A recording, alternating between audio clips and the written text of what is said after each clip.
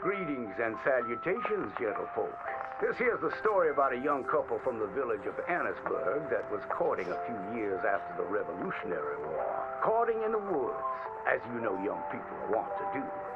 Stealing away all sneaky-like. Girl by the name of Ethel Beauchard snuck out of the parlor one evening just as soon as her mother went out to hang clothes on the line from the washing. She met up on the road by her farm with a boy by the name of Eugene Hutton. Now, the Hutton boy was an athletic chap, like boxing, fishing, and swinging Indian clubs. It's quite singular to the story that he didn't seem all that inclined to go to war in the preceding years leading up. Well, they walked in the woods for a while. Pretty soon they lost their bearings and no longer knew the north from the south, nor east from west neither. Then they heard a low moaning sound. "What's that terrible noise?" she said, all a-tremble. "Must be a sick calf looking for its mama. They've been known to bawl like that. Let me take a look," said Eugene. Well, old Eugene went and disappeared around a tree, came out the other side, and gave her a terrible fright. Boom! She let out a shriek, then went to chastising. "You should be ashamed of yourself, Eugene Hutton," she said. "Instead of giving a girl protection, you go carry on acting foolish and fresh like the Queen's prize jester." But right then and there, a chilly wind blew through and knocked off Eugene's hat.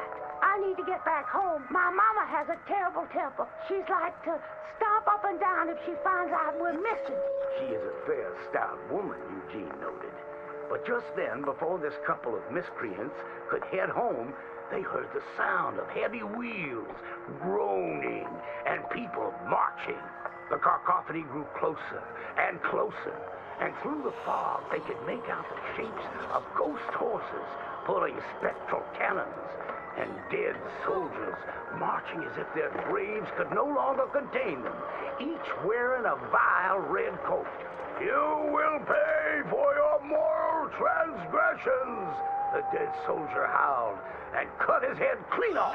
Miss Beauchard shrieked in horror as Eugene's head landed right in her hands, his eyes still darting about, attempting to discern what horror had transpired. Little Miss Ethel Beauchard ran as fast as she could, stumbling and getting caught on trees as she tore through the forests. Terrified for her life, the dead soldiers marching after, hungry for blood. When she returned home, she told the people of the village that an army of the dead had taken Eugene within the confines of the fog. British soldiers who died protecting tyranny were rising from their graves as if to continue the fight for the demonic English. The townspeople erupted in fright and dismay until one doubter came forth and accused her of witchcraft. "She raised the dead to murder that boy for his pursuit of unwanted advances," he said. "So she too must perish." And that very night, they put her to the stake and burned her dead.